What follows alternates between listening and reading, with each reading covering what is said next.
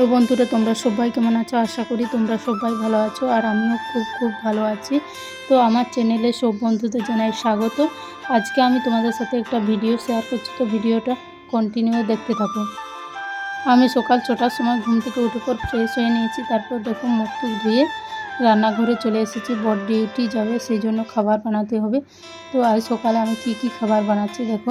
তো আমি সকালে লুচি, আলু ভাজা আর চা বানাচ্ছি, কারণ আমার বরের আলু ভাজাটা বেশি পছন্দ। তবে আমার বরের গোল আলু ভাজাটা পছন্দ নয়, ঝুরি আলু ভাজাটা, তাই জন্য বেশিরভাগ ঝুরি আলু ভাজাটাই হয়।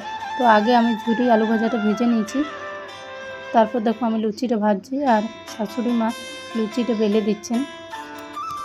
বর তাড়াতাড়ি সকালে ডিউটি যায় বলে তাই দুজনে মিলে কাজটা করে নিচ্ছে, আমি আর মা। আর মা না থাকলে আমি একাই করি এসব, তো দুজনে মিলে করলে সুবিধাই হয়, সেই জন্য দুজনে মিলেই করছি। 3 জনের জন্য এতগুলো লুচি ভাজা হয়েছে। তবে আমরা এখন খাবো না, বর এখন খেয়ে চলে যাবে, তারপর আমরা পুজো দিতে যাব আজ সোমবার। তো মা আর আমি মিলে পুজো দিয়ে পর তারপর খাবো।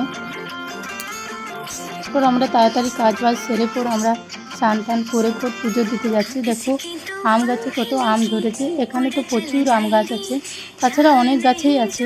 তো আমি আর মা এখন রাস্তায় যাচ্ছি। রাস্তার ধারে অনেক ফুলের গাছ ছিল, আর আমরা ওখান থেকে কিছু ফুল তুলেছি, তবে সব ফুলেই সাদা ছিল, সেই জন্য আমরা গল্প করে করে যাচ্ছি। দেখো আরও কিছু ফুলের গাছ থাকলে ফুল তুলতে হবে। আমি বেলকনিতে ফুলের গাছ লাগিয়েছি, কিন্তু এখন প্রচুর বৃষ্টি হচ্ছে বলে ফুল ফুটছে না। তো এই দেখো জামের গাছ, তো এখানে প্রচুর জাম পেকে আছে। তো ইচ্ছে হচ্ছিলো জাম পাকা খাই, কিন্তু কী করে পারবো, গাছটা অনেক উঁচুতে, তাই হাতেও লাগাল পাওয়া যাবে না, আর পাথরটুকুও পারতে পারবো না, কারণ অনেক লোকও আছে, তাছাড়া পাথরটুকু পারতেও জানে না। তো এই দেখো ফুলের গাছ, এখানে অনেক ফুলের গাছ আছে। তো এখানে কিছু কিছু ফুল, গাঁদা ফুল, তোপাটি ফুল, গোলাপ ফুল তুললাম পুজোর জন্য। পুজোর জন্য অনেক ফুলই তোলা হয়েছে, রঙ বেরঙের অনেক ফুলই আছে। তারপর দেখো এইদিকে হাতি এসেছিল কালকে, তো আজ সোমবার, তো কালকে হাতি এসে কেমন ভাঙাচুরা করেছে, অনেক গাছপাত ভেঙে দিয়েছে। আর এখানেও দেখো এই আম গাছটা ভেঙে দিয়েছে। হাতি কেমন আম গাছটা ভেঙে কেমন অবস্থা করেছে দেখো, চারদিকে ডালপালা পড়ে আছে, সেই জন্য ভয়ও লাগে। সবসময় সতর্কে থাকাটাই উচিত, কারণ এখানে প্রায়ই হাতি বেরোচ্ছে। শুধু একটা দুটো গাছ নয়, অনেক গাছেরই ক্ষতি করেছে, প্রায়ই হাতি আসছে। শুধু এখানে হাতি নয়, অনেক জীবজন্তুই আছে, যেমন বাঁদর আছে, চিতাবাঘও মাঝে মধ্যে বেরোয়, সাপ তো আছেই, তার সাথে ময়ূর, টিয়া পাখি, কুকুর সব কিছুই আছে। আর হাতি তো মাঝে মধ্যেই আসছে। শুধু ডালপালা নয়, এদিকে তারের বেড়াটাও ভেঙে ফেলে দিয়েছে হাতি, অনেক ক্ষয়ক্ষতি করেছে এখানে। তারপর দেখো ওখানে দুটো আম পড়েছিল, তো দুটো আম আমরা কুড়িয়েছি, আর আমার পাকা আম বলো কাঁচা আম দুটোই খুব পছন্দের।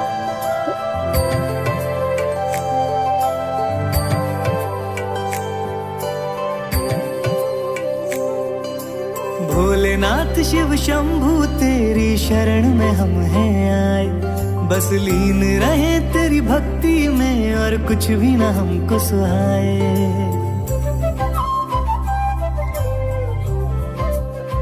ओ भोलेनाथ शिव शंभू तेरी शरण में हम हैं आए, बस लीन रहे तेरी भक्ति में और कुछ भी ना हमको सुहाए।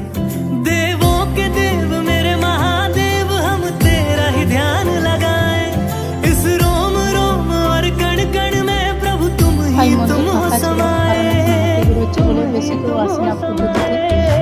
शिव की रात है, घर घर में महादेव है सब सजाए बड़े।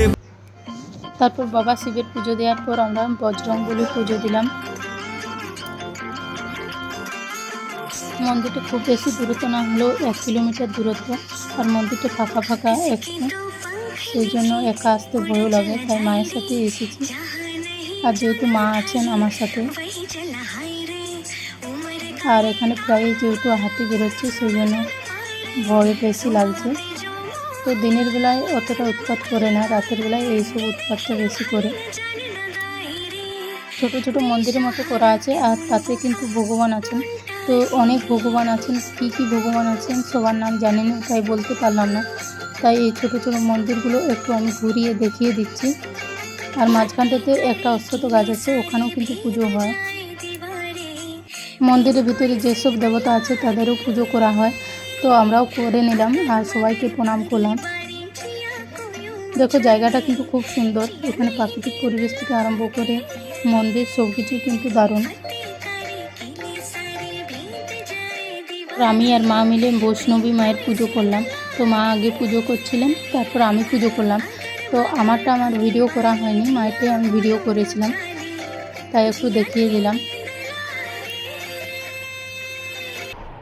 তারপর এলাম আমরা রাধা কৃষ্ণের মন্দির।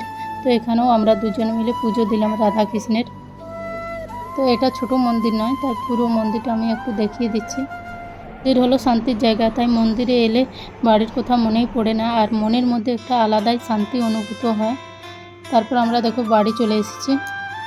তারপর ওখান থেকে আমরা কী নিয়ে এসেছি দেখো, আম, কাঁঠাল, জাম। তো কাঁঠালটা আমাদের একজন দিয়েছে, ওখানে পাড়া হচ্ছিল আর আমাদের পরিচিত, তাই দিয়েছে। বাড়ি এসে দেখে অনেকটাই বেলা হয়ে গেছে, আর আমার চুলটাও অনেকটাই ভিজে আছে। তো আমার ভিডিওটা এখানেই শেষ করলাম। চলো টাটা, বাই বাই।